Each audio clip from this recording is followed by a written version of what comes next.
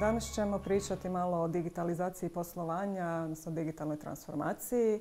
Pred kraj emisije će nam se priključiti i naš zastupnik u Europskom parlamentu te izvjestitelj projekta Digitalna Europa, gospodin Walter Flego.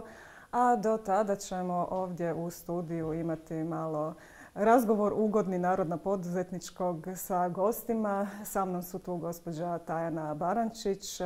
Dobar dan. Vlasnica Astra poslovnog inženjeringa računovodstvenog servisa, te prijašnja predsjednica udruge CISEX, odnosno udruge hrvatskih nezavisnih izvoznika softvera. I s nama je tu trenutni predsjednik udruge CISEX, gospodin Davor Runje, koji je također i suosnivač i direktor AI startupa ERT. Moje ime je Heidi Čenan, ja sam također osnivačica i direktorica ERT-a, te sam također i u funkciji dopredsjednice Hrvatske udruge za umjetnu inteligenciju.